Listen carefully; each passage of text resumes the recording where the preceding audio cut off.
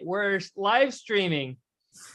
Jeremiah, good job on that. All right. Well, welcome everyone on Facebook and YouTube. Didn't think we'd actually be live streaming today. So happy to see this. So just as we were just mentioning, we will be having a session next week on November 21. The Clearwater Baha'i community will be observing on November 28th the centenary of the centenary of the Ascension of Abdul Baha, as we had postponed last week for the birth of the Bab and Baha'u'llah. And we postponed session 17, which we are now going to start today, session 17. Next week on Sunday will be session 18. And we'll postpone once more session 19 until the Sunday following November 28th. So we'll keep you posted, but please bear with us. If we don't post a video, it's because we're celebrating a holy day. So thank you everyone for your understanding. Ehsan, how are you? I'm doing well. Thank you very much, John. Thank you. Good to hear. Good to hear. So without much further ado, we are ready to begin with our opening prayer and then proceed with session 17 through beautifully so the Crimson Academy, which we recommend you all visit, that beautiful Zoom sessions that Ehsan has aside from this, and also his YouTube recordings posted online. So let's begin. If Linda, we're going to be posting it now on the screen. Would you be okay with saying this prayer?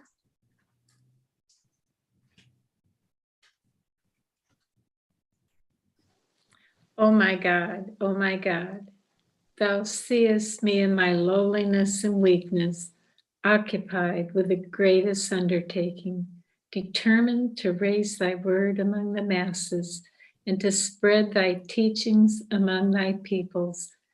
How can I succeed unless thou assist me with the breath of the Holy Spirit? Help me to triumph by the hosts of thy glorious kingdom, and shower upon me thy confirmations, which alone can change a gnat into an eagle, a drop of water into rivers and seas, and an atom into lights and suns. O my Lord, assist me with thy triumphant and effective might, so that my tongue may utter thy praises and attributes among all people, and my soul overflow with the wine of thy love and knowledge. Thou art the omnipotent and the doer of whatsoever thou willest.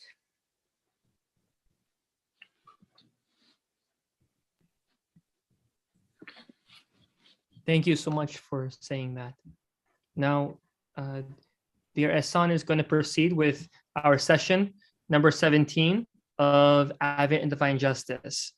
So Ehsan, starting off, what paragraphs are we starting from? Okay, so in our last session, we were covering paragraphs 28 through 33 of the Advent of Divine Justice. So as we missed a week because of the celebrations of the birth of the Bab and Baha'u'llah, we're going to recap paragraph 32 and 33. We're going to reread them to get back into it.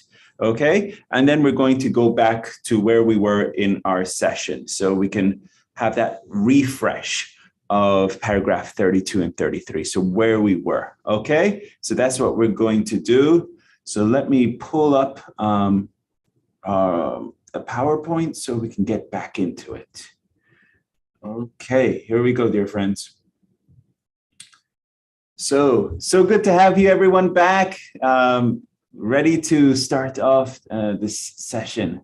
So I'm going to read this for everyone. So this is paragraph 32. And as you recall in the previous paragraph, the beloved guardian was in paragraph 31 was contrasting the dispensations of Moses, His Holiness Jesus Christ, Muhammad, the Blessed Bab, and Baha'u'llah, and showing how their time periods, the dispensations of each one of these manifestations of God, and how they were all very similar in that each one of these prophets all came at periods of lamentable degeneracy and periods of irremediable perversity. They came during the worst crises that were afflicting mankind at those periods, at those times. And that's the reason why these manifestations of God appeared where they appeared. And so in paragraph 31, it's the beloved guardian is saying the Bab and Baha'u'llah appeared in Persia. They chose to appear in Persia and to make it the first repository of the revelation because of all the peoples and nations. The races have depicted by Abdul Baha, they had sunk to such ignominious depths and manifested so great a perversity. So the peoples of Persia, the reason why His Holiness the Bab and Baha'u'llah appeared there is the same reason why His Holiness Jesus Christ appeared where he appeared. The same reason why Muhammad appeared where he appeared is because the peoples had sunk to such ignominious depths and manifested so great a perversity. So that is the reason why the beloved guardian is stating why these twin manifestations appeared where they were. And then coming up in paragraph 32, the beloved guardian is now tying it to America in paragraph 32. Because remember, this is written to the Bahá'ís of North America. If you remember, if you recall the opening paragraph, it says, to the beloved of God and the handmaids of the merciful throughout the United States and Canada. So this is letter written in 1938. The advent of divine justice is written to the Bahá'ís of the United States and Canada. So now the beloved guardian is tying what he would just be speaking about to America. And this is what he writes. To a lesser degree, this principle must of necessity apply to the country which has vindicated its right to be regarded as the cradle of the world order of Baha'u'llah. And in a prior paragraph, he's already stated this is the cradle of the world order of Baha'u'llah, which is America. So great a function, so noble a role can be regarded as no less inferior to the part played by these immortal souls who, through their sublime renunciation and unparalleled deeds, have been responsible for the birth of the faith itself. Let not, therefore, those who are to participate so predominantly in the birth of that world civilization, which is the direct offspring of their faith, imagine for a moment that for some mysterious purpose or by any reason of inherent excellence or special merit, Baha'u'llah has chosen to confer upon their country and people so great and lasting a distinction. So it's not some mysterious purpose or by some reason of inherent excellence that Baha'u'llah has chosen to confer upon America the great title, which is the great title of the cradle of the world order of Baha'u'llah. It's just not some mysterious reason. But the beloved guardian carries on and he says, what is this reason? He says, it is precisely by reason of the patent evils, which, notwithstanding its other admittedly great characteristics and achievements. And remember, the beloved guardian has really hit home all the incredible achievements of this country. But now he's stating why His Holiness Baha'u'llah has chosen America as the cradle of the world order of Baha'u'llah. This is why he has chosen it, okay? Because of these patent evils, which an excessive and binding materialism has unfortunately engendered within it, that the author of their faith and the center of his covenant have singled it out to become the standard bearer of the new world order. So this is the title that Abdul Baha, His Holiness Baha'u'llah, and the beloved guardian here in Advent of Divine Justice has given to America as the standard bearer of the new world order. So what is that standard bearer? It's the one carrying the flag. Like in the Olympics, the bearer is the one who carries the flag in a procession. So America is the one that should lead all countries. So the standard bearer of the new world order envisaged in their writings. It is by such means as this that Baha'u'llah can best demonstrate to a heedless generation his almighty power to raise up from the very midst of a people immersed in a sea of materialism, a prey to one of the most virulent and long-standing forms of racial prejudice, and notorious for its political corruption, lawlessness, and laxity in moral standards. Men and women, as time goes by, will increasingly exemplify those essential virtues of self-renunciation, of moral rectitude, of chastity, of indiscriminating fellowship, of holy discipline, and of spiritual insight that will fit them for the preponderating share they will have in calling into being that world order and that world civilization of which their country, no less than the entire human race, stands in desperate need. This is such a beautiful and powerful paragraph. So in this section, you can see the major evils that are afflicting the United States of America. And these major evils that are afflicting this country, and we're going to go through it. This country is afflicted by materialism. And it's not just some materialism, a sea of materialism. And it's prey to one of the most virulent and long-standing forms of racial prejudice. And we're going to really get into the racial prejudice that has plagued the United States and Europe and this world in a much, much greater part. And that's coming up in part 14. So right now we're on part 9. So we're going to be starting into part 10 possibly today. So really, when we get to part 14, we'll be really covering race. What is race? What is racism? And we'll be exploring that. And then coming up into part 15 will be the Baha'i presentation of what is the solution to race and racism. And that is all coming from the Advent of Divine Justice. So really, so these major problems and major evils that are afflicting the United States of America is this materialism, racism, racial prejudice, and corruption. Then the beloved guardian also mentions these other ones: lawlessness, laxity in moral standards. So these are the evils that are afflicting this great country of ours. And this is the reason, dear friends, that America has been chosen, because it is at the lowest of the lowest points.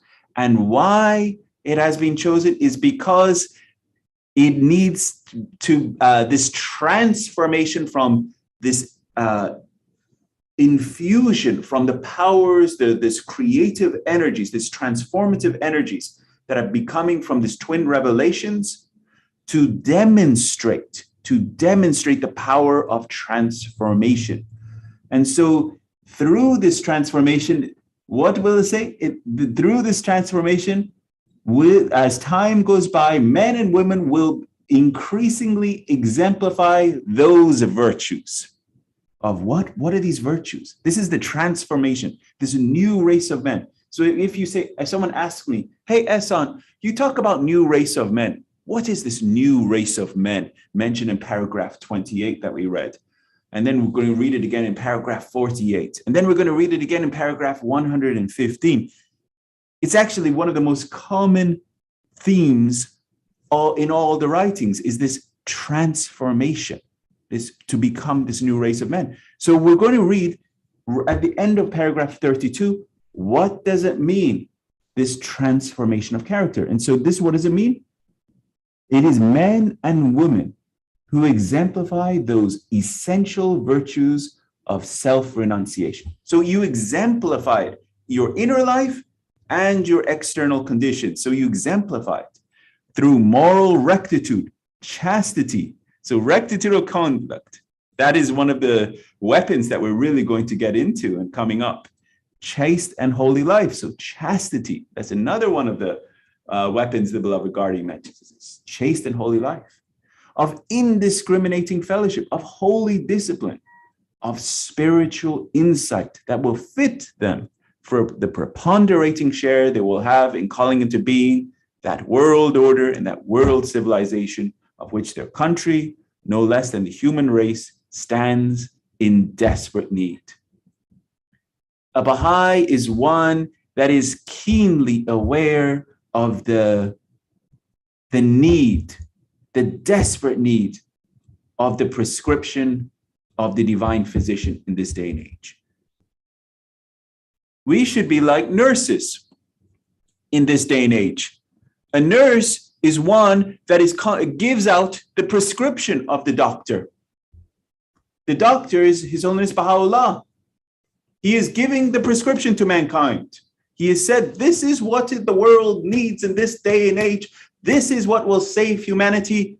And we should be like the nurses. We take the prescription from the divine physician and present it to humanity. Whether if they take it, the prescription or not, that is their choice. But we present the prescription. We say, this is what the doctor has said. This is the medication, and this is how, you have to recite your prayers, every morning and eve, recite the verses every morning and eve. You need to do this. This is the prescription. We present it to someone and say, this is from your Lord. This will be good for your spiritual health. We should be like the nurses, presenting with love. So this is paragraph 32.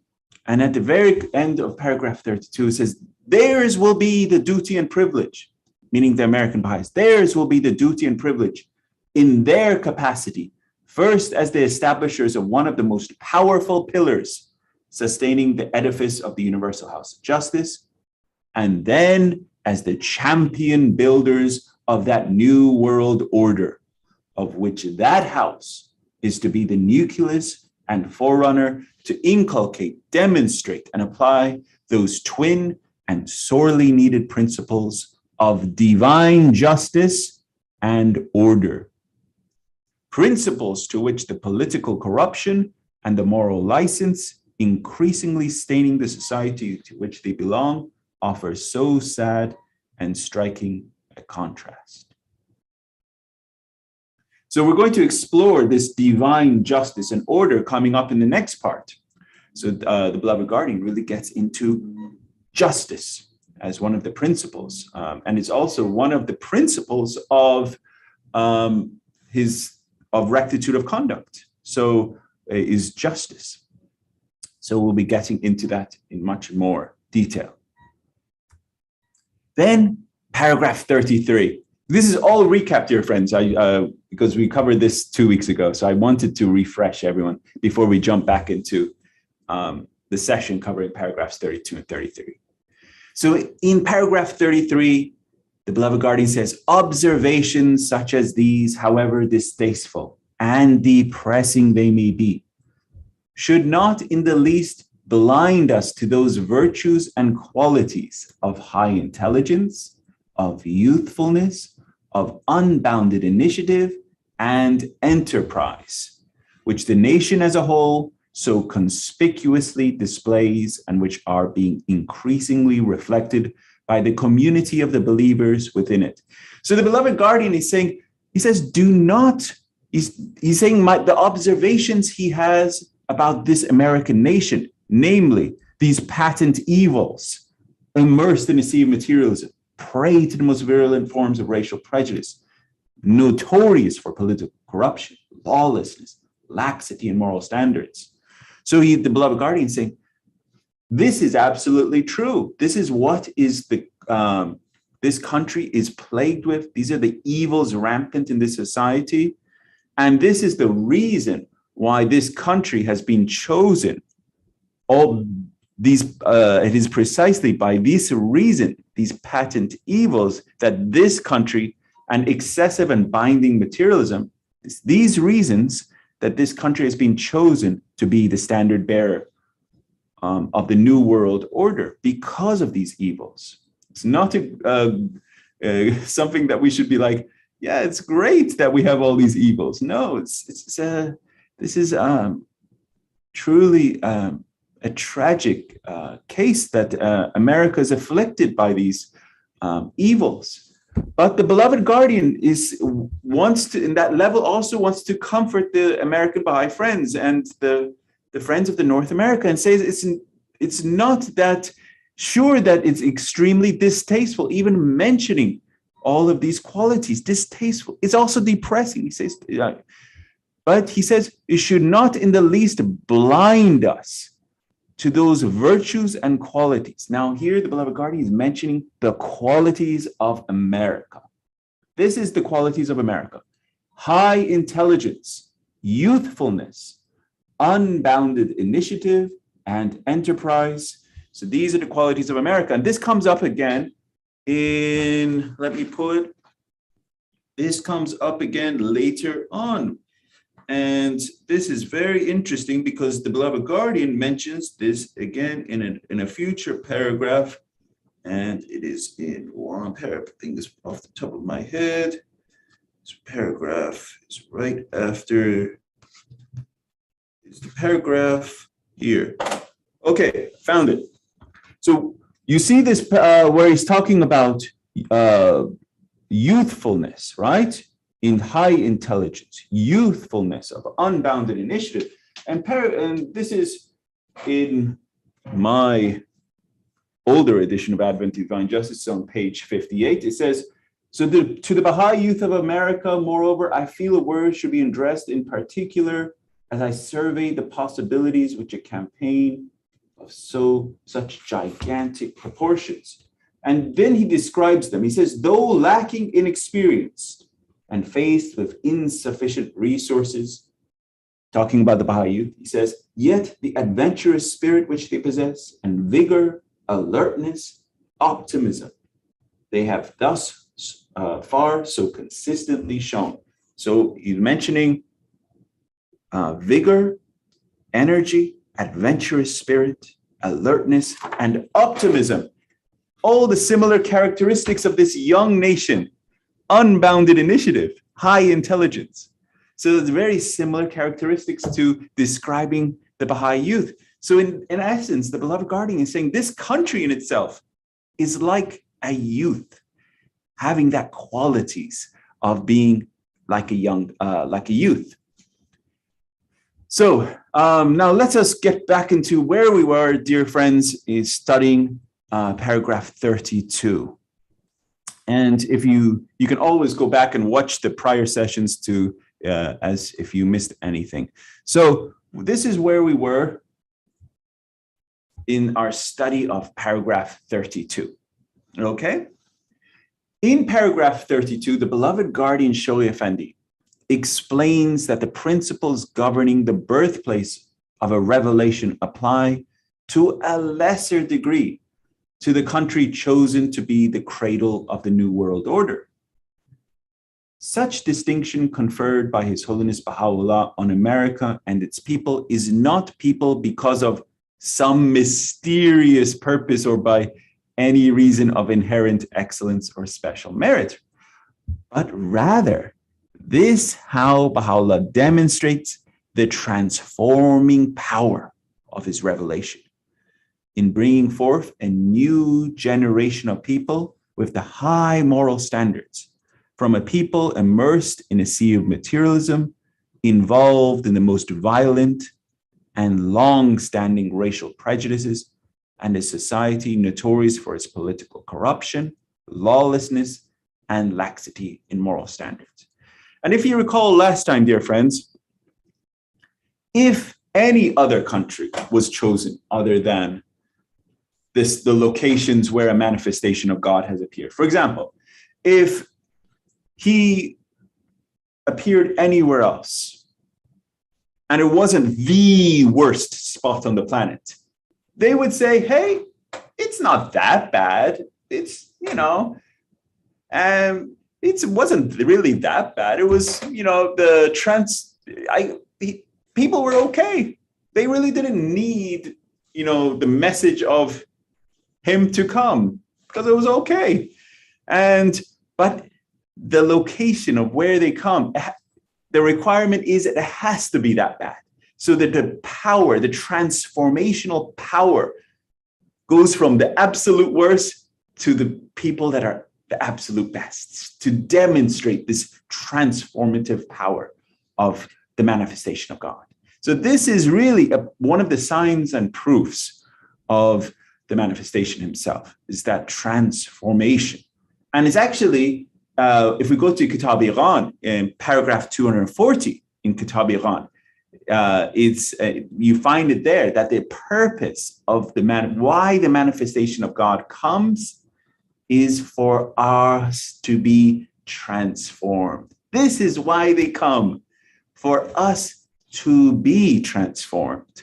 So you can always look that up, and it will be cited in the coming presentations, but it's right there. It's the reason why the manifestation of God comes is for us to be transformed, to be this new race of men. Moving on. Now, this is such a cool paragraph. This comes from Citadel of Faith. This is the beloved guardian being here. So, my dear friend Scott, if you could kindly read this one for us.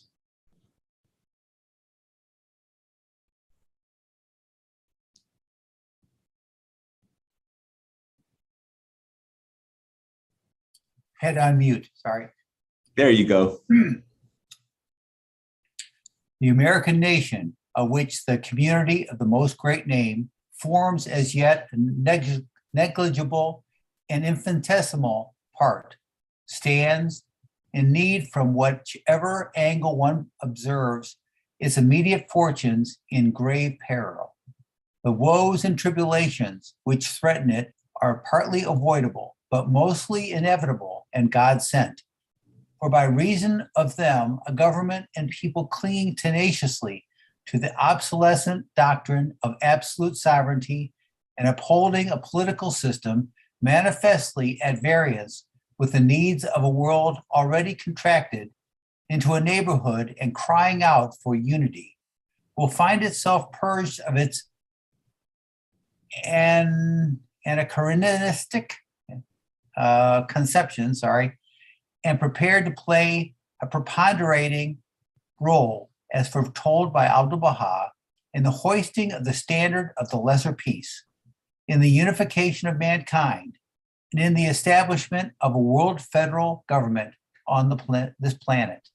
These and fiery tribulations will not only firmly wield the American nation to its sister nations in both hemispheres, but will, through their cleansing effect, purge it thoroughly of the accumulated dross which ingrained racial prejudice, rampant materialism, widespread ungodliness, and moral laxity have combined in the course of successive generations to produce, and which have prevented their thus far from assuming the role of world spiritual leadership forecast by Abdu'l-Baha's unerring pen, a role which she is bound to fulfill through travail and sorrow. Excellently read. Thank you, Scott. So here again, the beloved guardian re-emphasizing in Citadel of Faith the problems, these crises that are afflicting this American nation. And we can see them again re-emphasize this ingrained racial prejudice, rampant materialism, widespread ungodliness, and moral laxity. And it's very interesting, the words here he uses. Accumulated dross. It is literally like dirt, dust has accumulated over this population, over the heart of America. If you consider the heart of America being like a beautiful, clean mirror, shining to the world, but all these patent evils that the beloved guardian has mentioned in paragraph 32, and coming again here in Citadel of Faith, mentioning it again, is like this accumulated dross. This history of hundreds of years, over 400 years of racial prejudice in this country, racism, and rampant materialism, widespread ungodliness, laxity of moral character, this all aspects of immorality. This is what is plagued and is plaguing this country. And this is this accumulated dross that the beloved guardian is talking about. And it has prevented her, meaning this American nation. I love how the beloved guardian is addressing this country as a lady, and even as the history of this country, it's Lady Liberty. And he says this country, her, thus far from assuming the role of world spiritual leadership, forecast by Abdu'l-Bahá's unerring pen, a role which she is bound to fulfill through travail and sorrow. So America's spiritual destiny is to be the champion standard bearer of the new world order, the one in the lead, in the front, carrying the banner, championing the country that leads all countries. This is the spiritual destiny of America. But it is this massive accumulated dross that is preventing her. This is what it says, preventing her from achieving and assuming her current role. This is what the beloved guardian said. And again, so we're just referring to these issues, these problems that are afflicting the American society. Materialism, rooted in the West. This is from the Supreme Body, Universal House of Justice, in his message, April 2nd, 2010. Universal House of Justice states, materialism, rooted in the West, has now spread to every corner of the planet, breeding in the name of a strong global economy and human welfare, a culture of consumerism. It skillfully and ingeniously promotes a habit of consumption that seeks to satisfy the basest and most selfish desires, while encouraging the expenditure of wealth so as to prolong and exacerbate social conflict. Materialism, and we're going to really look at this, and it's very interesting, dear friends. Materialism is the father of racism. And we're going to look at how these isms are even intertwined, because and we're going to really explore that. But because I mentioned it, materialism is the father of racism. And why did I say that? It's because the history of how race and racism emerged is because in the conquests and the history of conquest, going to this country and trying to subjugate this population over that population, it was because of money. Materialism, they wanted more and more wealth in these countries, such as Britain and Portugal and Spain and all these countries that were doing conquests during the 1600s and even prior. So they wanted to have greater and greater wealth. And so this root of materialism was the father. And then because they used racism as a justification for their materialism and for their profiteering of one group over another. They would say, this group is inferior to the group that I belong with because of this reason and this reason. So I can go and do this and this and this and this. So racism, they justified their behaviors so that they could profiteer. And they were justifying it based upon their materialistic ways. So materialism really is at the root, the very epicenter of the problems of humanity in the sense of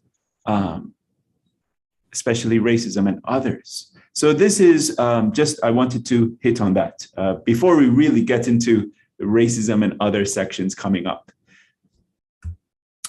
So let us get into another one, dear friends. This one. So the beloved guardian particularly emphasizes in paragraph 32 that political corruption and the moral license are increasingly staining American society. I mean, you would have to be completely oblivious to the American way of life to not know about political corruption in this country. It is part and parcel of this country and its history and its current behavior. And so, so in a message to the American Bahá'ís on the 28th of July, 1954, the beloved guardian wrote this letter. This is what he wrote. The steady and alarming deterioration in the standard of morality as exemplified by the appalling increase of crime, by political corruption in ever widening and ever higher circles, by the loosening of the sacred ties of marriage, by the inordinate craving for pleasure and diversion, and by the marked and progressive slackening of parental control is no doubt the most arresting and distressing aspect of the decline that has set in and can be clearly perceived in the fortunes of the entire nation. So here in this paragraph, the beloved guardian is identifying the criterion for the alarming deterioration of the standard of morality. And remember, this is in 1954, July 28th. So he's even at that point is seeing this rapid breakdown, this deterioration of the moral fibers of America. And these that he mentioned, increase of crime, political corruption in ever widening and higher circles, loosening of the sacred ties of marriage. And we even talked about that in a prior session of how in the late 1800s, entering into the 1900s, that the standard of behavior and of marriage completely changed. And entering into the 1900s, we talked about it and how this standard of conduct, even between men and women, the expectations, all of that changed over time. And then we also even addressed in a prior session, talking about this aspect of materialism and how in America, there was suddenly this rise of going out and wanting loans. And this was at a period during which caused even the Great Depression, because people started getting big credit to go after cars and houses and other material things. And so this was a marked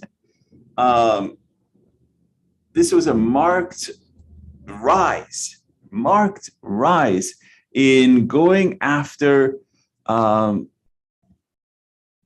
material possessions. And this was something that apart from that is the progressive slackening of parental control. And this is 1954, not even the 60s yet. So we saw in the 1960s, the behavior even farther worsened in the sense of the beloved guardian's standard of rectitude of conduct. Remember, we should not base it upon our own standards. We should look at it at the standard of what the beloved guardian is saying here, the standard of rectitude of conduct. That is where the standard is. And these were just some of the most distressing and the most alarming and the most arresting, as the beloved guardian is saying here, of the decline that is set in and is facing the American nation. The beloved guardian points out in paragraph 33, that is observations of these maladies. And what is a malady? This is the words of the beloved guardian. It's a sickness. These are sicknesses. This American nation is sick. And remember, the prescription that this American nation has been given is called, what is it called? The advent of divine justice. This is the cure. And the cures are coming up in the advent of divine justice. We're not there yet. So the beloved guardian here is the diagnostician. He is diagnosing the maladies, the sicknesses that are afflicting America. And he outlined them. We just covered them, namely these ingrained prejudices, this excessive materialism. And he outlined each one of them, this rampant corruption, this lawlessness, talked about each one of these. So these are these maladies that are afflicting this American nation. And so, but then the beloved guardian, paragraph 33, that we also read earlier, he says that these maladies afflicting American society have no bearing on the qualities of high intelligence, youthfulness, unbounded initiative, and enterprise. So these are the characteristics of America. This is who America is. You can't change that. This is the qualities of America. But this American nation is still sick. It has this accumulated dross over America. And so it's not radiating and then becoming the standard bearer of the new world order, because it is being prevented by this accumulated dross that the beloved guardian just has been addressing. So getting into this materialism, this rampant materialism. The term materialism is used in the English language within two contexts. In the first sense, materialism is a philosophical ideology, proposing matter as the main substance of all living and non-living entities, referred to as philosophical materialism. And in another context, materialism represents a set of attitudes and behaviors primarily concerned with the production and acquisition of income and worldly goods. For this class, dear friends, I want you to understand, this is a very important point. Materialism is when an individual, and this is excessive, remember the words of the beloved guardian here, inordinate materialism, that was one of the ones, and excessive, I'm going to pull it up, inordinate craving for pleasure,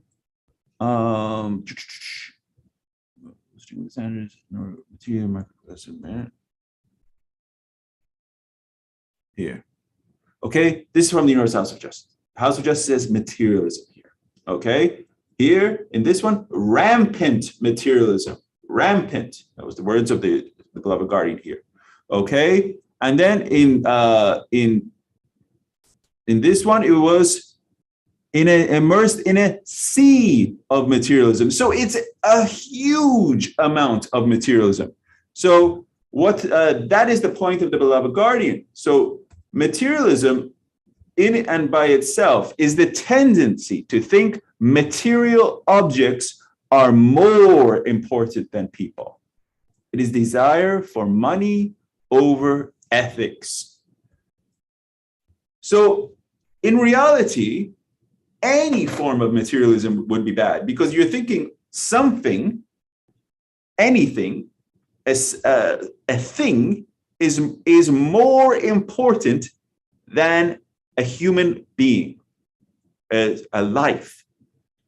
So that is what is materialism. Materialism is that belief. And imagine that America is drowning in a sea of materialism. This ideology that we think things are more important than life, are human beings. And this is this reality. It's this capitalist system that is dominant in the United States, and it was fertile ground for the rise and growth for this ideology of materialism. His Holiness Abdul Baha had seen the signs and perceived these signs, and it spread to other parts of the world well before the prosperous years of the 1920s. And during his travels to Europe and the United States, His Holiness Abdul Baha repeatedly talked about this excessive materialism that was affecting the world and its harmful consequences. In a talk given on the 4th of April, 1912 in New York, His Holiness Abdul Baha warned that the world of humanity is submerged in a sea of materialism, Again, submerged in a sea of materialism. Where did we hear about that? Oh yeah, it was Advent of Divine Justice. And that was in our paragraph of 32. So the world is immersed and submerged in a sea of materialism. The rays of the sun of reality are seen but dimly and darkly through opaque glasses. Opaque glasses. So it means there's something covering the glasses. Would that be the accumulated dross of the rampant evils? So there's the penetrative power of the divine bounty is not fully manifest. So we talked about this accumulated dross, and we talked about these rampant evils, namely the ingrained prejudices, namely the materialism, namely the immorality. So the world, the sun of reality, is not penetrating. And this is the rampant materialism, the excessive materialism that is part and parcel now of the American way of life. Now, very interesting. As you all know, New York City was chosen as the city of the covenant by His Holiness Abdu'l-Baha. Now, another one of those reasons, and remember paragraph 32, we found why was America chosen? Because of those, and it says very clearly in paragraph 32, America was chosen because of those preponderating, rampant evils that America has. But also, New York was chosen as the city of the covenant. And so here in Promulgation of Universal Peace, in this letter, and this is His Holiness Abdu'l-Baha talking about New York City, right? Abdu'l-Baha gave a talk in Green Acre on the 17th of August, 1912. He states, in cities like New York, the people are submerged in the sea of materialism. There it is again, right? Sea of materialism. Their sensibilities are attuned to material forces, their perceptions purely physical, the animal energies predominant in their activities, all their thoughts are directed to material things. Day and night, they are devoted to the attractions of this world, without aspiration, beyond the life that is vanishing and mortal. In schools and temples of learning, knowledge of the sciences acquired is based upon material observations only. There is no realization of divinity in their methods and conclusions. All have reference to the world of matter. They are not interested in attaining knowledge of the mysteries of God or understanding the secrets of the heavenly kingdom. What they acquire is based altogether upon visible and tangible evidences. Beyond these evidences, they are without susceptibilities. They have no idea of the world of inner significances and are utterly out of touch with God. Considering this an indication of reasonable attitude and philosophical judgment, whereof they are self-sufficient and proud. So this is the city of the covenant, the city that Abdu'l-Baha has chosen as his city of the covenant. And remember, the manifestations of God have chosen, per se, the worst spots on the planet, degenerate spots on the planet, most immoral spots on the planet, to be the sites to demonstrate the transformative power of this revelation. Here, His Holiness Abdu'l-Baha talking about the excessive and binding materialism that is afflicting, plaguing New York City.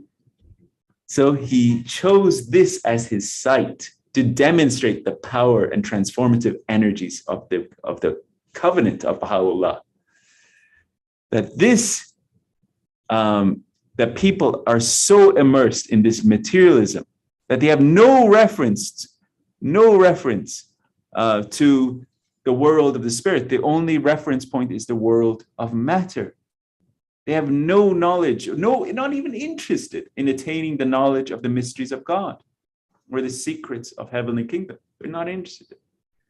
So this is the site that Abdu'l-Baha has chosen. Okay, moving on, dear friends. to lawlessness. Okay, so this was another one that was mentioned. Suresh John, would you like to read this one for us? Yeah, sure thing. Lawlessness. The basic function of government is the protection of person and property, and the United States is losing ground both in absolute terms and relative to other countries on this basic measure of liberty. Economic freedom and civil society depend upon a high degree of protection of person and property. In 1980, the United States ranked number 1 in the world in protection of person and property. In the Economic Freedom of the World report, legal structure and the security of property rights in the nation continued to increase until 2000, even though the US ranking fell to number 9 as other countries improved more rapidly. Unfortunately, the past decade has seen a sharp decline in the rule of law and protection of private property in America, both in absolute and relative terms, compared with the rest of the world, with the United States now having fallen to a dismal 28th place, even below France. The Nordic countries, along with New Zealand, Switzerland, and Singapore, lead the pack, with Venezuela at the bottom. In the International Property Rights Index, countries in the top quintile show a per capita high income approximately 12 times that of the bottom quintile. It is no surprise that both of the indices show a very strong correlation with protection of property rights and gross domestic product per capita. As noted in the Economic Freedom of the World report, the key ingredients of a legal system consistent with economic freedom are rule of law, security of property rights, an independent and unbiased judiciary, and impartial and effective enforcement of the law. Thank you, Suresh John.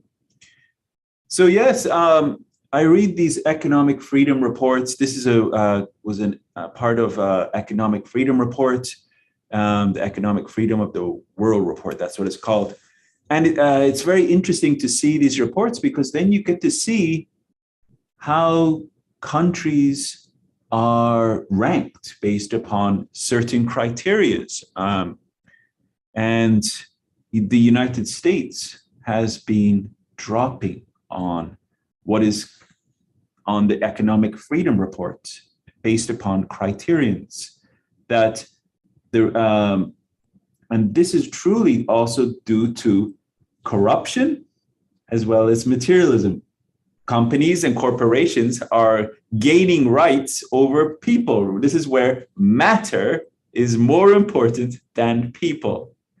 So where corporations have higher importance and monies have more importance than the rights of people. And so this is, it's all in that report. And it's very interesting to show that how the United States has been dropping over time. And I didn't want to get too much into it, but it's just an interesting observation. And it's becoming well documented that the rights of people, that we supposedly live in a free and prosperous country, the land of liberty and freedoms, it's actually we're losing our liberties and freedoms, and it's going to corporations and these type of institutions because money is what is really the most important in this country. So moving on, not to make anyone depressed, but this is the reality. So carrying on, lawlessness and violence are dominant characteristics of American society. And this is also from the Supreme Body. So this is from the Supreme Body, North House of Justice. As lawlessness spreads in the world, as governments rise and fall, as rival groups and feuding peoples struggle, each for its own advantage, the plight of the oppressed and the deprived wrings the heart of every true Baha'i, tempting him to cry out in protest or to arise in wrath at the perpetrators of injustice. For this is the time of testing which calls to mind Baha'u'llah's words, O concourse of the heedless, I swear by God, the promised day is come, the day when tormenting trials will have surged above your heads and beneath your feet, saying, taste ye what your hands have wrought. Now is the time when every follower of Baha'u'llah must cling fast to the covenant of God, resist every temptation to become embroiled in the conflicts of the world, and remember that he is the holder of a precious trust, the message of God, which alone can banish injustice from the world and cure the ills afflicting the body and spirit of man. We are the bearers of the word of God in this day, and however dark the immediate horizons, we must go forward, rejoicing in the knowledge that the work we are privileged to perform is God's work, and will bring to birth a world whose splendor will outshine the brightest visions and surpass our highest hopes. What an awesome paragraph from the Supreme Body. What an awesome paragraph. Here, the Supreme Body is saying this American nation, written to the American nation here, and is obviously it's written to the Baha'is of the world, but you can see it's written to us. It's written to America, and you can feel it. It's saying, the world is increasingly getting dark. This was written in 1979. It's ever getting darker. The world with crises and problems. And in this second paragraph says, now is the time when every follower of Baha'u'llah must cling fast to the covenant of God. We are called to resist every temptation to become embroiled in the conflicts of the world. I had an illustration, a picture in a past session, and it showed a bird that was trapped in the barbed wires. And it was in a past session. And this is us, dear friends. Often we get entangled and embroiled in the conflicts and political conversations or whatever, or from society. And the Baha'is themselves get entangled in it. And dear friends, we got much bigger fish to fry, as they say. Much bigger fish to fry. We have to resist every temptation to get embroiled in those conflicts. And then the Universal House of Justice says, remember, dear friends, remember that what are you? You are the holder of a precious trust. It is a gift. It is an important, precious gift. And what is that gift? It is the message of Baha'u'llah. And this is the message of God, which alone can banish injustice from this world and cure the ills afflicting the body and spirit of man. Dear friends, you have the prescription, you have the cure. Imagine the whole world is dying, literally dying. And you have the cure. This is the precious trust. Should you just hold on to the cure and say, hey, it's such a beautiful cure. I love this cure. Oh, by the way, I am a Baha'i. And you only wait till someone approaches you. The whole world's dying, but you only wait till someone approaches you. Or you go sit in your bedroom, in the privacy of your chamber. So no one ever knows you're praying. So you go in the privacy of your chamber and you say your prayers. And you wait till someone approaches you. Or do you actually go out of your way and actually present this precious, precious gift to someone, which is the cure, which would do what? Banish injustice from the world. It is the cure. The cure that is afflicting the body and spirit of man. This is what you have, dear friends. You have this cure. We got to use it. We got to present it to the world. Cannot hold on to it. We are the bearers of the word of God in this day. However dark the immediate horizons, we must go forward. I love the language here because it's like the army of God. We are that army. We cannot just sit back. We have to understand the moment we're living in. We have to understand the urgency. This is one of the main themes of the beloved guardian in his writings. And what he does is he presses the urgency. He presses it over and over, and so that the friends understand, why are we doing this? The world is getting sicker every day. arise. Moving on. Again, Universal House of Justice, 1983 in its Rezvan message. Okay, Suresh John, if you could read this one for us. Sure.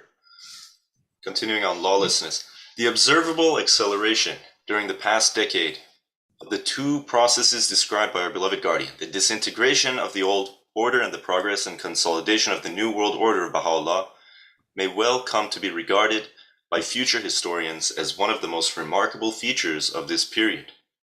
The recent increase in this very acceleration is even more remarkable.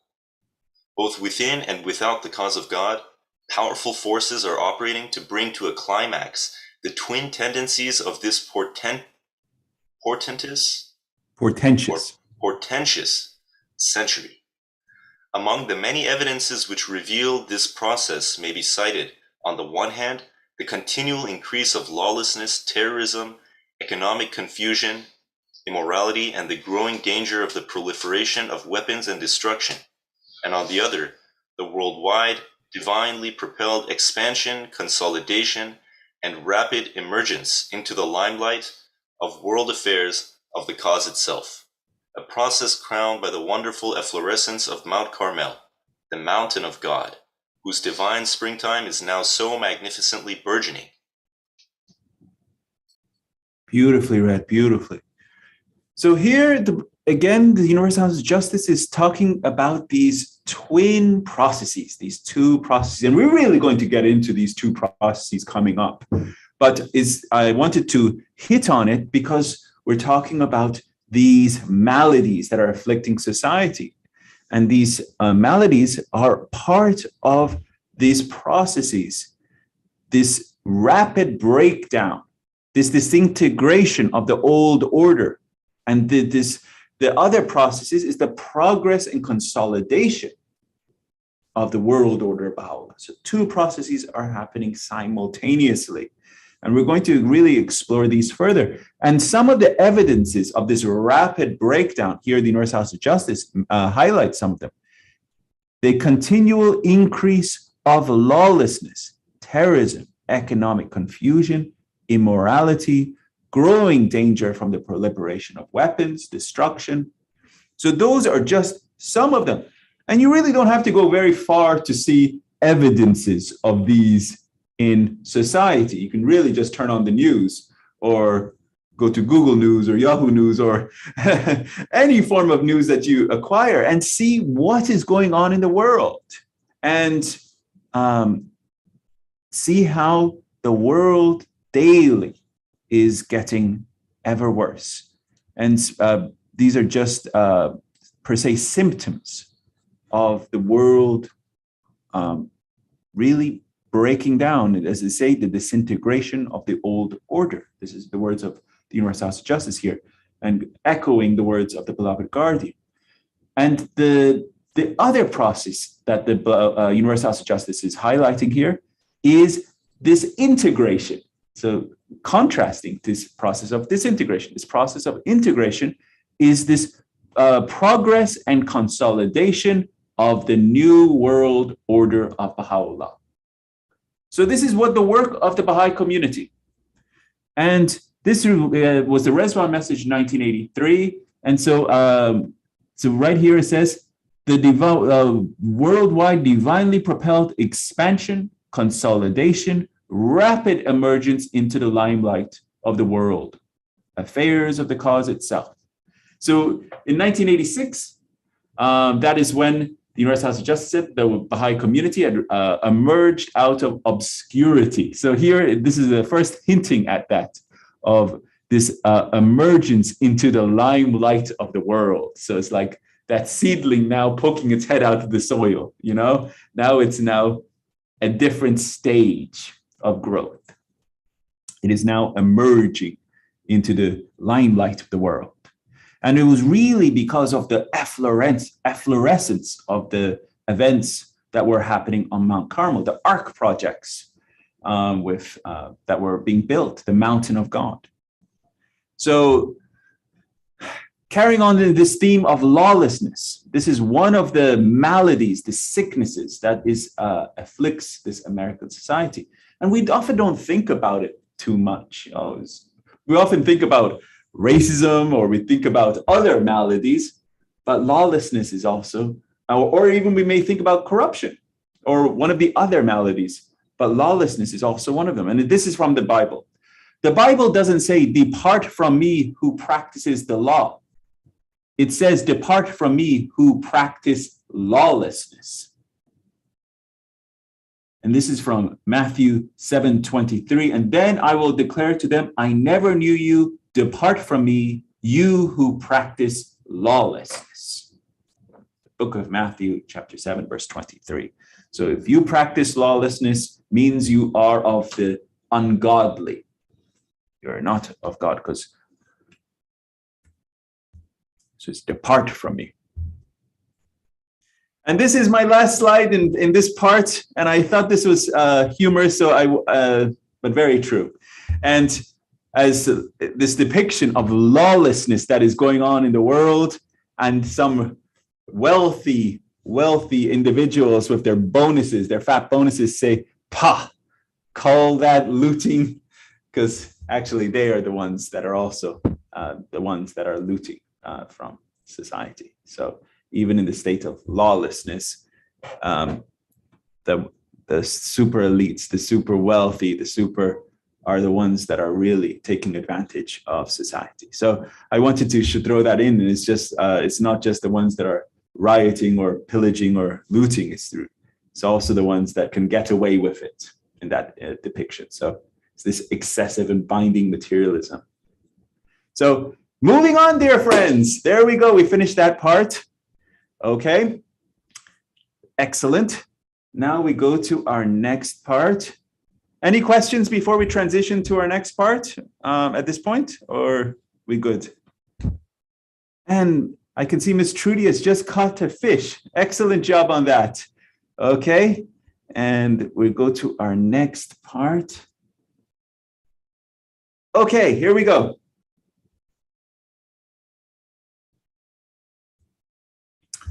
Our next part we're going to be covering, because our last part was covered paragraphs 28 through 33. Now we're going to be covering paragraphs 34 through 41. Now, we're getting into, per se, the beloved guardian's solution to those maladies. Okay? He's outlined all the maladies and sicknesses affecting the North American Baha'i community and really America in general. Now he is going to be presenting his solutions to the problems. And these are called, in the words of the beloved guardian, his weapons. Okay? So we're going to be addressing spiritual prerequisites, and we're going to be outlining them, and the implications of rectitude of conduct. So the spiritual prerequisites are his weapons, the solutions to the problems that are afflicting society. And the first one we're going to be addressing is rectitude of conduct, okay?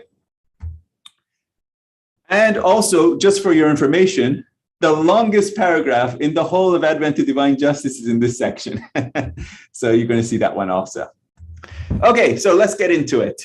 Scott, could you kick us off with this paragraph 34? Sure. Paragraph 34. How great, therefore, how staggering the responsibility that must weigh upon the present generation of the American believers at this early stage in their spiritual and administrative evolution to weed out by every means in their power those faults, habits, and tendencies which they have inherited from their own nation, and to cultivate patiently and prayerfully those distinctive qualities and characteristics that are so indispensable in their effective participation in the great redemptive work of their faith.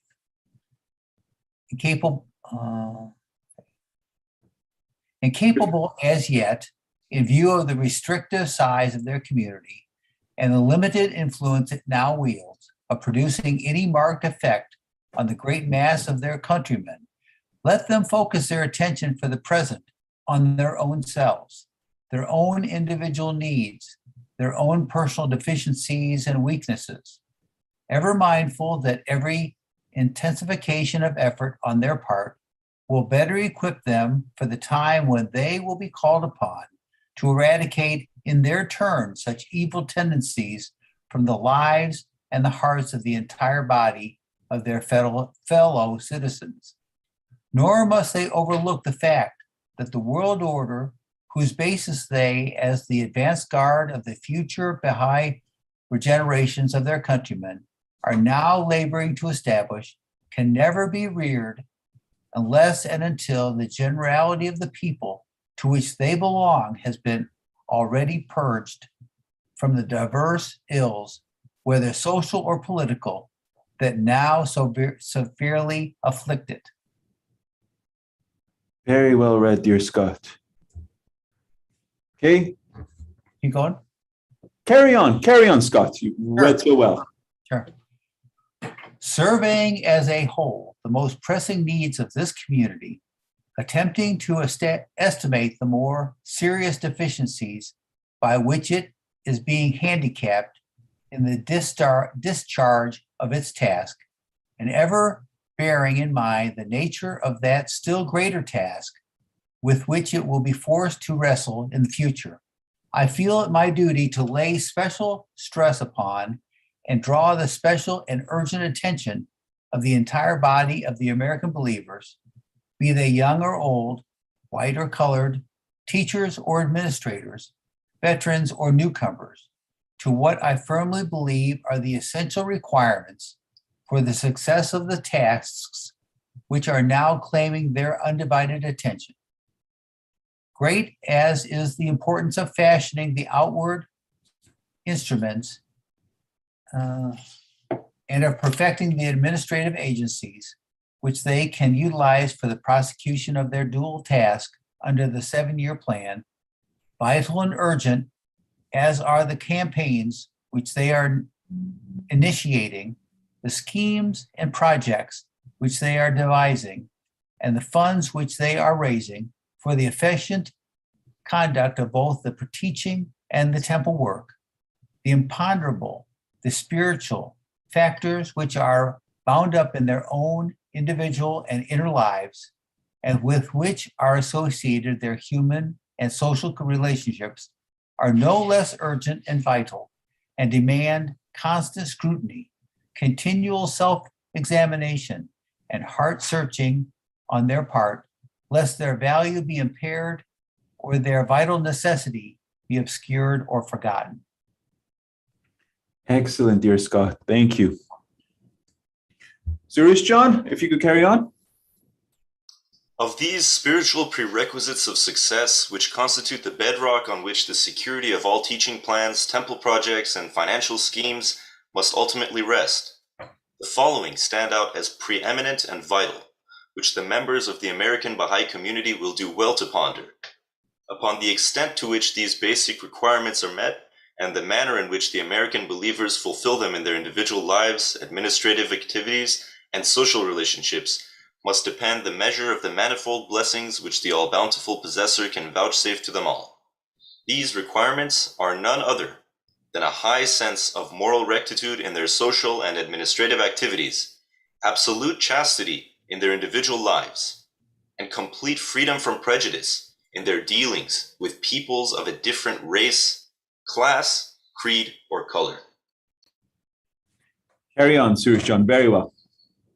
The first is specially, though not exclusively, directed to their elected representatives, whether local, regional, or national, who in their capacity as the custodians and members of the nascent institutions of the faith of Baha'u'llah are shouldering the chief responsibility in laying an unassailable foundation for that universal house of justice, which, as its title implies, is to be the exponent and guardian of that divine justice which can alone ensure the security of and establish the reign of law and order in a strangely disordered world.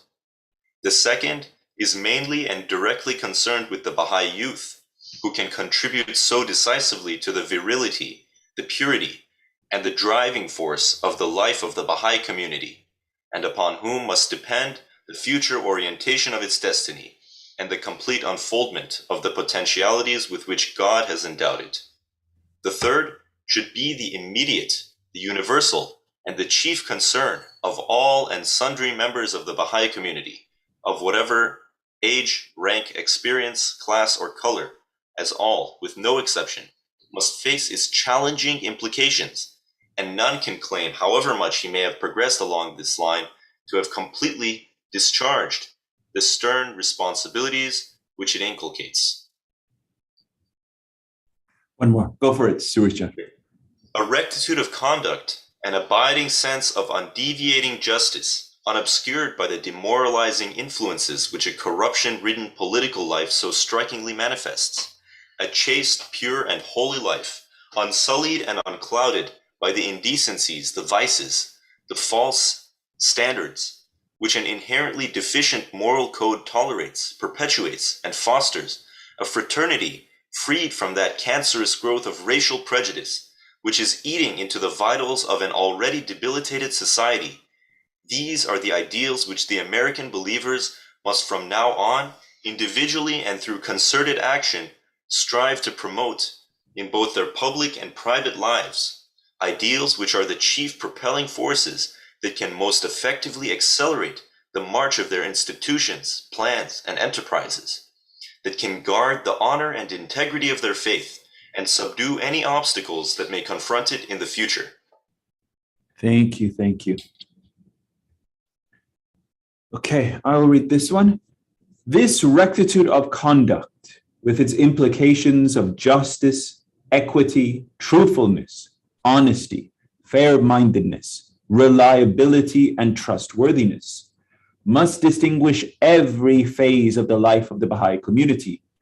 The companions of God, Baha'u'llah himself has declared, are in this day the lump that must leaven the peoples of the world. They must show forth such trustworthiness, such truthfulness and perseverance, such deeds and character that all mankind may profit by their example. I swear by him who is the most great ocean, he again affirms. Within the very breath of such souls as are pure and sanctified, far-reaching potentialities are hidden. So great are these potentialities that they exercise their influence upon all created things. He is the true servant of God, he in another passage has written, who in this day, were he to pass through cities of silver and gold, would not deign to look upon them, and whose heart would remain pure and undefiled from whatever things can be seen in this world, be they its goods or its treasures. I swear by the Son of Truth, the breath of such a man is endowed with potency, and his words with attraction. By him who shineth above the dayspring of sanctity, he still more emphatically has revealed. If the whole earth were to be converted into silver and gold, no man who can be said to have truly ascended into the heaven of faith and certitude would deign to regard it, much less to seize and keep it. They who dwell within the tabernacle of God and are established upon the seats of everlasting glory will refuse, though they be dying of hunger, to stretch their hands and seize unlawfully the property of their neighbor, however vile and worthless he may be. The purpose of the one true God in manifesting himself is to summon all mankind to truthfulness and sincerity, to piety and trustworthiness, to resignation and submissiveness, to the will of God, to forbearance and kindliness, to uprightness and wisdom. His object is to array every man with the mantle of a saintly character and to adorn him with the ornament of holy and goodly deeds. We have admonished all the loved ones of God, he insists, to take heed lest the hem of our sacred vesture be smirched with the mire of unlawful deeds or be stained with the dust of reprehensible conduct. Cleave unto righteousness, O people of Baha, he thus exhorts them. This verily is the commandment which this wronged one hath given unto you, and the first choice of his unrestrained will for every one of you. A good character, he explains, is verily the best mantle for men from God. With it he adorneth the temples of his loved ones. By my life, the light of a good character surpasseth the light of the sun and the radiance thereof. One righteous act, he again has written, is endowed with a potency that can so elevate the dust as to cause it to pass beyond the heaven of heavens. It can tear every bond asunder and hath the power to restore the force that hath spent itself and vanished.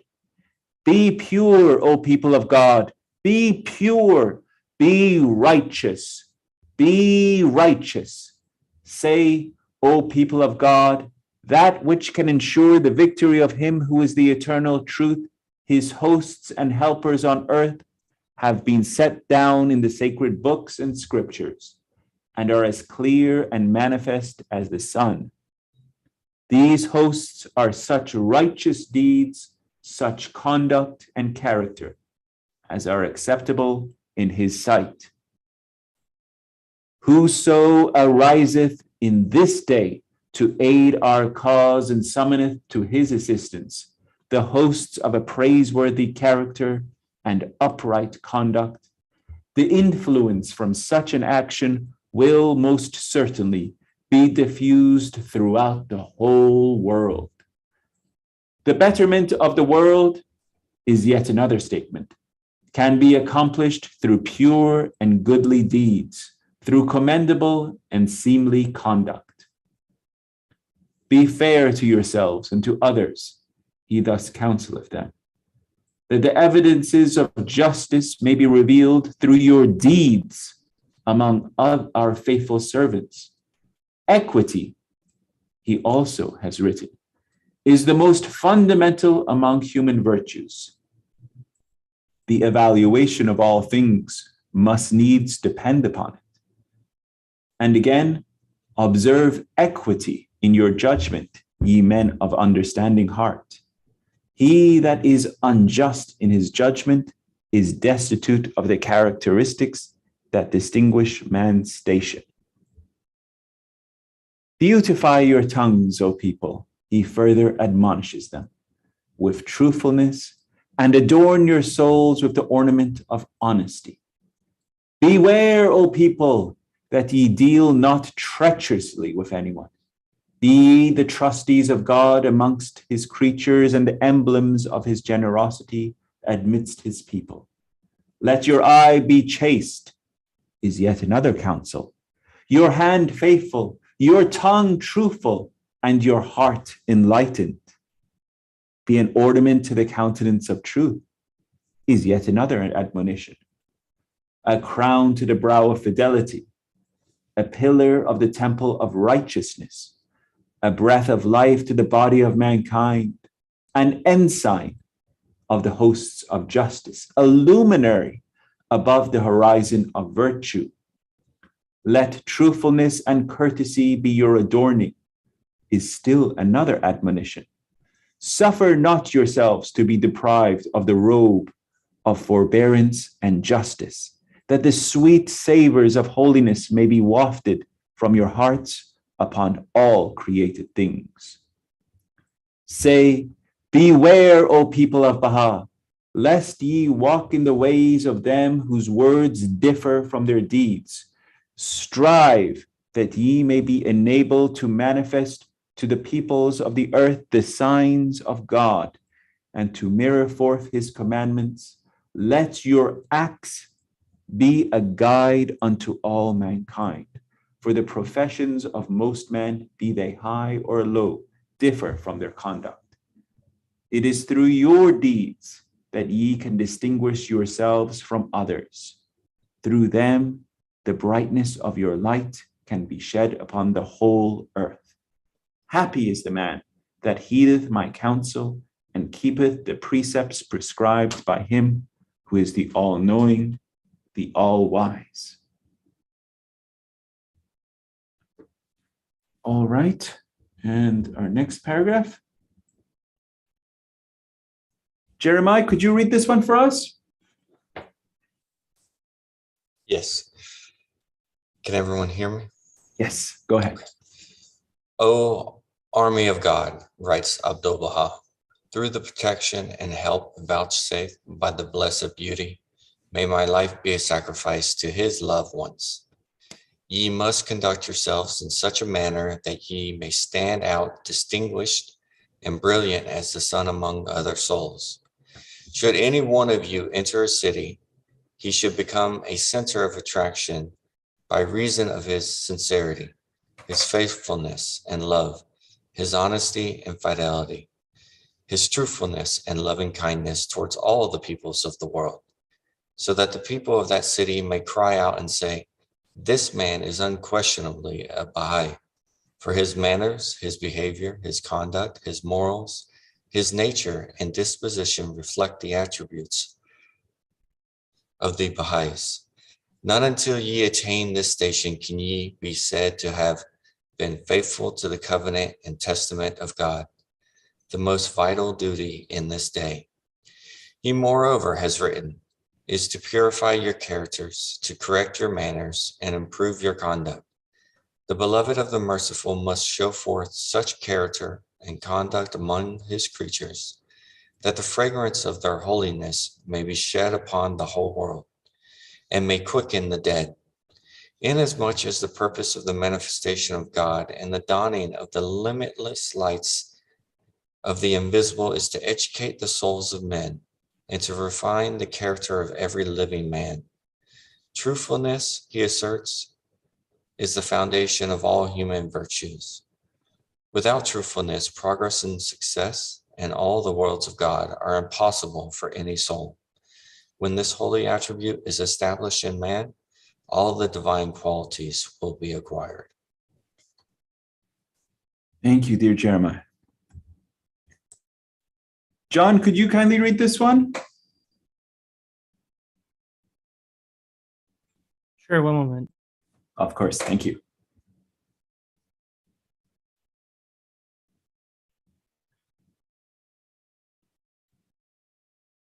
I lost my place. I'm sorry.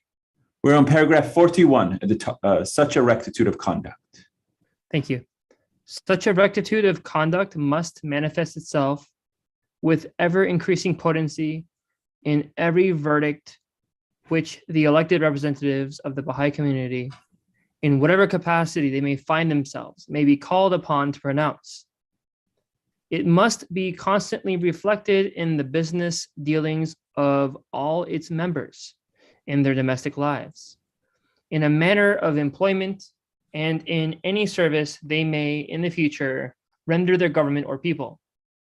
It must be exemplified in the conduct of all Baha'i electors when exercising their sacred rights and functions. It must characterize the attitude of every loyal believer towards non-acceptance of political posts, non-identification with political parties, non-participation in political controversies, and non-membership in political organizations and ecclesiastical institutions. It must reveal itself in the uncompromising adherence of all, whether young or old, to the clearly enunciated and fundamental principles laid down by Abdu'l-Baha in his addresses, and to the laws and ordinances revealed by Baha'u'llah in his most holy book. It must be demonstrated in the impartiality of every defender of the faith against its enemies, in his fair-mindedness in recognizing any merits that enemy may possess, and in his honesty in discharging any obligations he may have towards him. It must constitute the brightest ornament of the life, the pursuits, the exertions, and the utterances of every Baha'i teacher, whether laboring at home or abroad, whether in the front ranks of the teaching force or occupying a less active and responsible position.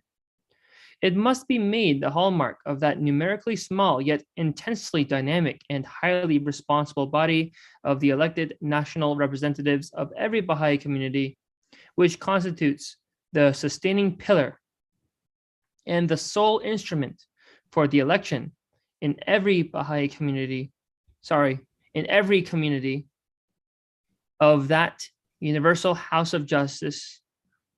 I'm sorry, let me repeat this again. Mhm. In every community of that universal house, whose very name and title, as ordained by Baha'u'llah, symbolizes that rectitude of conduct, which is its highest mission to safeguard and enforce. Yeah, so the words Baha'i community and every community right below it. Yeah. I went up a level instead of reading on the same level for some reason. No worry. Excellently read. Thank you, dear John. So there we are, paragraphs 34 through 41 with the very long paragraph 39 in there, over 1,000 words in this paragraph.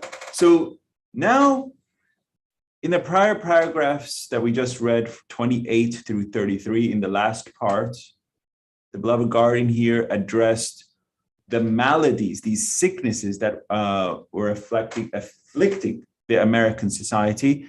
Now in this part, paragraphs 34 through 41, the beloved guardian is now presenting these spiritual prerequisites. So these are the prerequisites. And what are the prerequisites for? The success for all teaching campaigns. Okay, and we're going to read that again. So and for all teaching campaigns these are the spiritual prerequisites for. And serving as a whole, the most pressing needs of this community. So the beloved guardian is serving all the pressing needs of this community and attempting to estimate the more serious deficiencies by which it is being handicapped in the discharge of its task. The beloved guardian now wants to present, and this is so cool. I love this. Without a doubt, in paragraph 35, he is saying every single person should address this. And what does he say? He says, I feel it is my duty to lay special stress upon and to draw the special and urgent attention of the entire body of the American believers. And then was so cool what he does. He says, be they young or old, white or colored, teachers or administrators, veterans or newcomers, every single Baha'i, he hits it home. He tells you every single Baha'i this should be on their attention. This should be their focus. And then what is his focus? What is he focusing here? He's trying to bring all the American Baha'is to bring a focus on this. To what I firmly believe are the essential requirements for the success of the tasks which are now claiming their undivided attention. Remember when this was written? This was written in 1938. The first 7-year plan had just been launched in 1937. So that's what he says here. Great as the importance of fashioning the outward instruments and of perfecting the administrative agencies which they can utilize for the prosecution of their dual task under the 7-year plan. Vital and urgent as are the campaigns which they are initiating, the schemes and projects which they are devising, and the funds which they are raising for the efficient conduct of both the teaching and temple work, the imponderable spiritual factors which are bound up with their own individual and inner lives. Now the beloved guardian is going to be presenting what he constitutes as his spiritual requirements. So let us see what these are.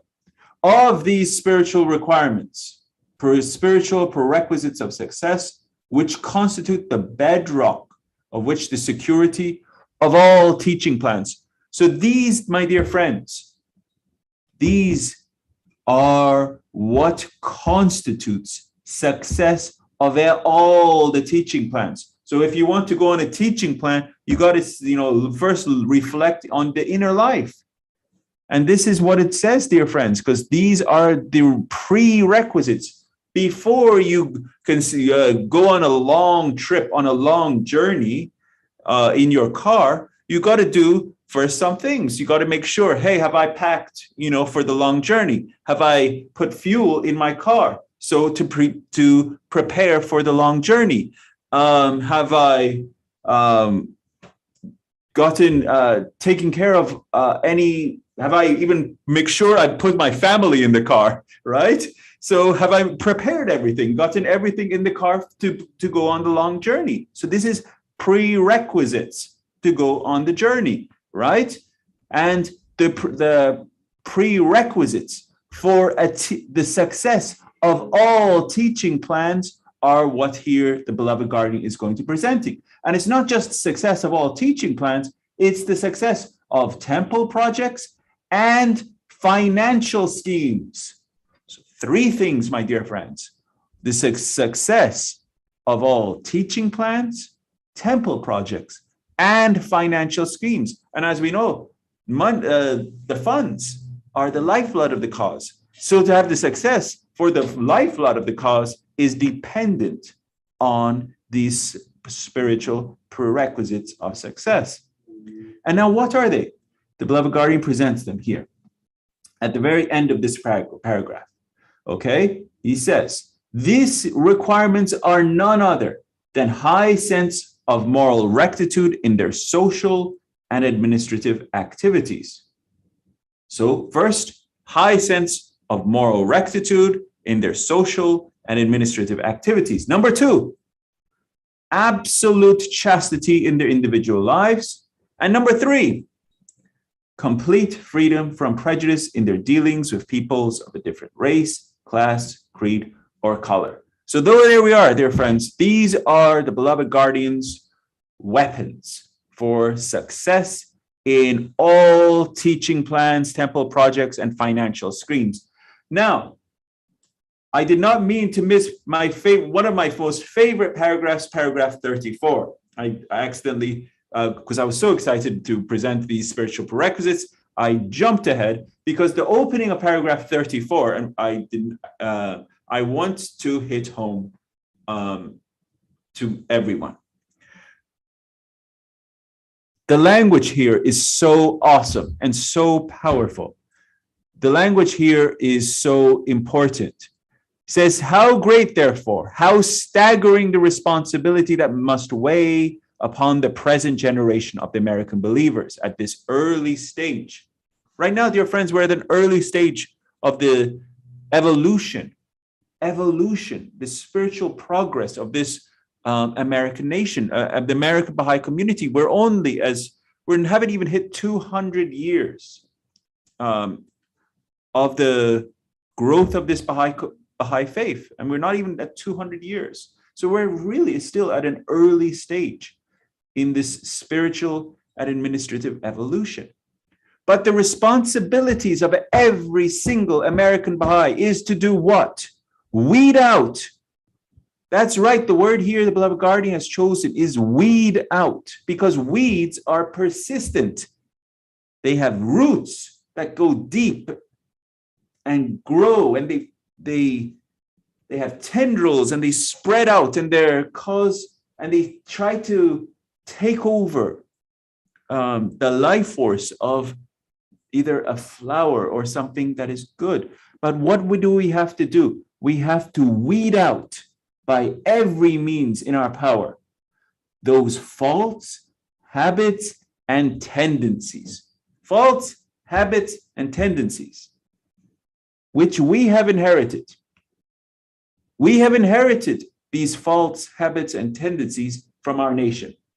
These prejudices, these ideologies of materialism, these ideologies of acceptance of corruption or ideologies, or you name it, the ideologies of lawlessness, or all of these are parts and parcels of this malady that's afflicting society, and we have to weed it out from our inner life and self. Prejudicial thoughts. And we have to weed these false habits and tendencies out. So this is something, all those sicknesses that we addressed, now we're here the beloved guardian is saying the first thing that we got to do is cleanse our hearts. Okay? And we have to purge it from the diverse ills, whether social or political, that now so severely afflict it. So first we got to purge the ills from the Baha'i community, and then we have to purge it from the entire body of their fellow citizens. So this is the dual role. Okay, moving on. Then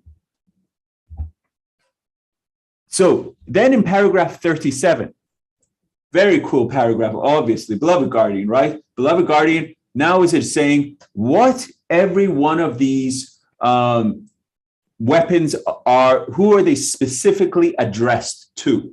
Okay, who are they specifically addressed to? So the first, namely rectitude of conduct, the first, especially though not exclusively directed to their elected representatives, whether local, regional, or national. So the first one is more directed to, per se, the rulers, the members of the local spiritual assemblies, national spiritual assemblies, Universal House of Justice, and this is the elected rulers, representatives, local, regional, or national, in their capacity as the custodians and members of the nascent institutions of the faith of Baha'u'llah. And they shoulder the chief responsibility in laying this unassailable foundation for that Universal House of Justice. So that rectitude of conduct is more specifically, especially, but not exclusively directed to those rulers. Really, rectitude of conduct is for every Baha'i, but it's specially focused on the local representatives, national representatives, and especially, obviously, the members of the Supreme Body, Universal House of Justice. So then it comes to the second weapon, the second one that the beloved guardian highlights here, and that is this chaste and holy life. The second is mainly and directly concerned with the Baha'i youth. Baha'i youth, so important. So this chaste and holy life is specifically and directly, mainly and directly focused on the Baha'i youth, who contribute so decisively to the virility, the purity, and the driving force of the Baha'i community, and on whom must depend the future orientation of its destiny. Wow, this is such an powerful segment of a sentence. And you only get to see this when you study the compilation on youth, and so if you really study the importance of youth, you'll see that they should be in the forefront, in the vanguard of all teaching projects. And when you're in the vanguard, you are the spear point. So if you're at the spear point, you are the one that is depending the future orientation of its destiny. You pretty much guide the one that is the spear point, where and what is going to happen. And as we have read in the compilation on youth, if the youth themselves, obviously I'm paraphrasing, but if the youth do not fulfill their duty, the faith is doomed to stagnation. So this is something that must depend the future orientation of its destiny. So this is the second one, chaste and holy life, chaste and holy life. This purity that is so important for the Baha'i youth. And so that is something that, and it's, we're really going to study that in great detail in two parts. And it's not just about sexual improprieties or all of that. It's really about this aspect of purifying your inner life, really working on your inner life so that you know, in that prayer revealed by George Townsend, you know, it says, oh Lord, make me a hollow reed. You know, oh Lord, make me a hollow reed. It is where that aspect of purity and selflessness, self-effacement, so that you have that level of purity. And that is really what we're going to be exploring, and where your will is his will. Whatever is his will is your will. Really, whatever is his will, it will be your will. Then the third one, and this, my dear friends, should be like the wow moment for every one of you. Because this, my dear friends, should be like, wow, I didn't know that was the most important and chief concern for all members of the Baha'i community. This is what the Baha'i community, every single Baha'i should be focusing on. Every single Baha'i should be focusing on this. And again, the beloved guardian hits it home, right? Because we just read it before about all these spiritual prerequisites. And the earlier paragraph, he says, whether young or old, colored or non-colored or whatever, right? He hits it home and says everyone should be focusing on this, every American believer.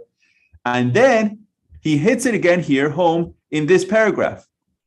He says, the third should be the immediate, the universal, and the chief concern of all and sundry members. And then he hits it home here again. What he said, of whatever age, rank, experience, class, or color, as all, no exceptions.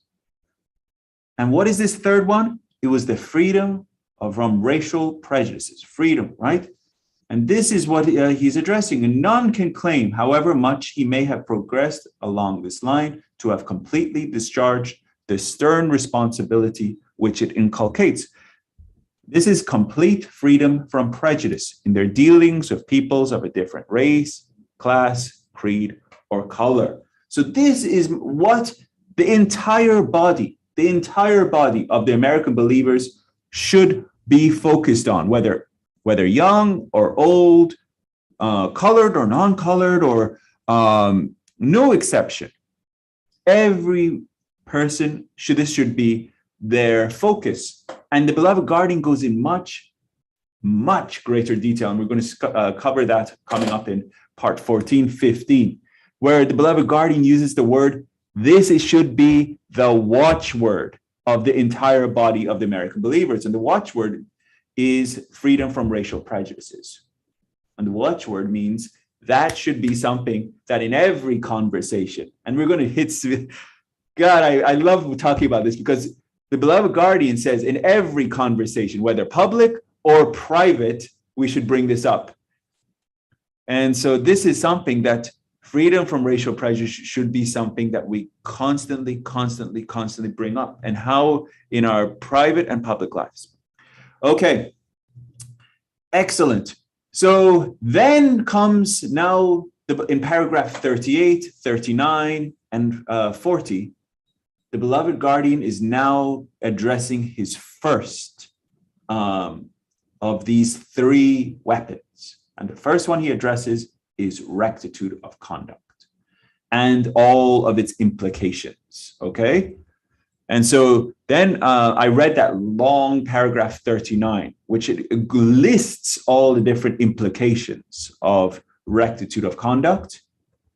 And then paragraph 40, which is an incredible paragraph where in this paragraph it's addressing really this transformation of what it means to be a Baha'i.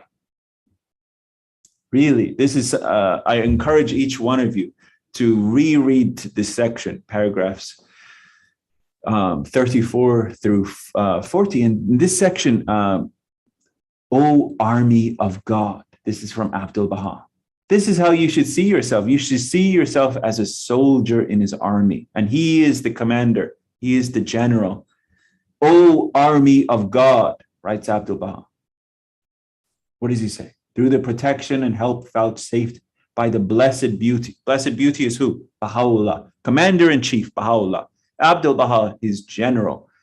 And we are his soldiers. He says, O army of God.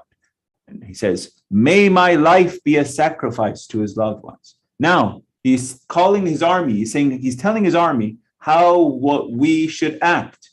He's saying, ye must conduct yourselves in such a manner that ye may stand out distinguished and brilliant as the sun among other souls.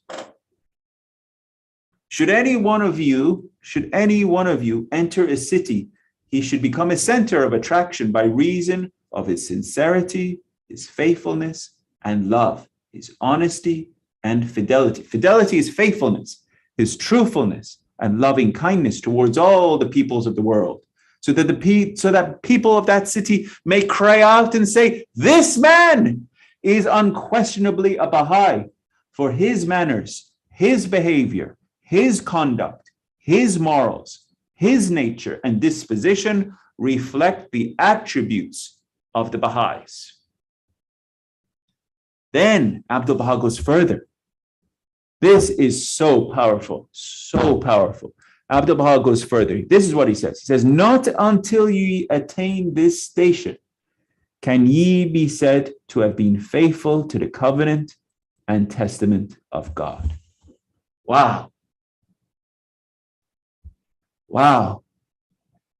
Then this is another most important line in paragraph 40. And really in the whole of Advent to Divine Justice, so important is this line. The most vital duty in this day. And what day is that? It's the day of God. And it's really the day of the entire formative age. The most vital duty in this day is what? Purify your characters, correct your manners, improve your conduct. Why? Why? So that ye may be unquestionably a Baha'i in your manners, your behavior, character, your morals, so that you reflect of the standards of what it means to be a Baha'i. So your actions reflect what it means to be a Baha'i. You are walking the talk. This is the most vital duty in this day. Here Abdullah is saying, walk the talk. Don't just talk. Don't just be a teacher. Walk the talk. Most vital duty in this day is purify your characters. Do it. Okay? And then here again, without truthfulness. This is probably one of the most common extracts and quotes that is found in Ruhi Book 1 is truthfulness is the foundation of all human virtues. But in the next line is such a powerful statement. Without truthfulness, progress and success in all the worlds of God are impossible for any soul. When this holy attribute is established in man, all the divine qualities will also be acquired. So it shows the power and importance of truthfulness. If you do not have truthfulness, progress and success is impossible for any soul in any of the worlds of God. You got to have truthfulness. So then this last paragraph, again, stressing this rectitude of conduct. Okay, so incredible set of paragraphs. And again, urge you, dear friends, to go back over them in your privacy, read them aloud. This is another thing I want you to re-stress. I know the time is actually, yes, 3:56. We're almost right at our close, but I want to re-stress this, dear friends. Actually, I'm going to read this introduction paragraphs and then we'll close it down for today. But before I close it down, I want to restate this. I may have said this earlier. The words of the beloved guardian, you should not read them quietly, okay? And this, you should read them aloud. They were designed for them to be read aloud. And actually, there's a talk of Ruhi Khanum where she actually says that the words of beloved guardian are meant to be read aloud. And often, if you read them not aloud, you'll miss many parts. You'll miss the actual stylistic meanings. So practice. And obviously, there's many hard words and everything. Your English will become better. Also, your understanding, your comprehension will improve. So again, I just wanted to, as a teacher of this class, I want you to practice with your tongue reading the words of the beloved guardian aloud. Okay. Now, these paragraphs that we just read, and thank you to all the readers, really, and thank you obviously to Clearwater community. So these paragraphs that we just read, paragraphs 34 through 41, the beloved guardian is now counseling the North American Baha'i community to cleanse their lives of these habits, tendencies, and problems, these erroneous and false shortcomings, these inclinations that reflect the faults that have been embedded within their society. It's like that. Remember, we read that extract from Citadel of Faith. The accumulated dross was the word that the beloved guardian said. Accumulated dross. These are the false habits and tendencies that we are picking up from the society, and it's collecting on our Baha'i community. And the beloved guardian says, dear friends, I love you, I love you, I love you. But weed out these false habits and tendencies from your American Baha'i community. This is what the beloved guardian says. He said, weed it out. The beloved guardian then identifies these spiritual prerequisites that are the foundation and bedrock of their undertakings, and instrumental in attracting the divine blessings, characterizing them as these three: rectitude of conduct, absolute chastity, and complete freedom from prejudice, racial prejudice. And then in paragraphs 36 through 41, the beloved guardian starts his focus. He focuses on rectitude of conduct. So we're going to end it here for today. Excellent.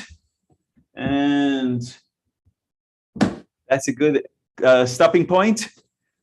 Excellent, dear John. And next week is the 21st. And that's before Thanksgiving, right? Or is that Thanksgiving week? And that's before Thanksgiving. That's before. Yes. Okay, yes. We'll be having this on Sunday, on November 21st, and then we'll be not having it on November 28th. Okay, excellent. So next week we will pick up right there with paragraphs 34 for 41. So your homework again, dear friends, reread paragraphs 34 through 41 as we're just starting into this section on rectitude of conduct. Okay? Any questions before we have our closing prayer?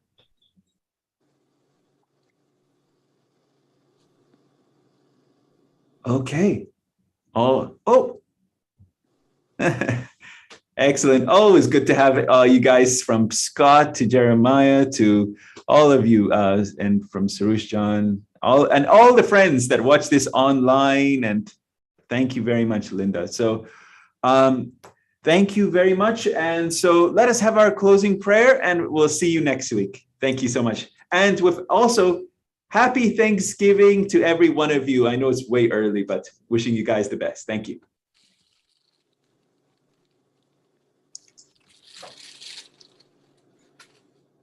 O my God, thou seest me in my lowliness and weakness, occupied with the greatest undertaking, determined to raise thy word among the masses and to spread thy teachings among thy peoples. How can I succeed unless thou assist me with the breath of the Holy Spirit?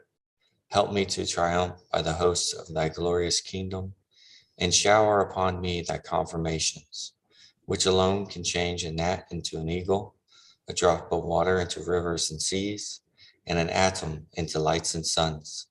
O my Lord, assist me with thy triumphant and effective might, so that my tongue may utter thy praises and attributes among all people, and my soul overflow with the wine of thy love and knowledge.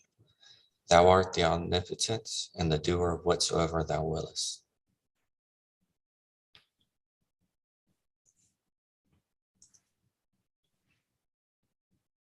Thank you all. Thank you, Clearwater community. Thank you very much, you guys.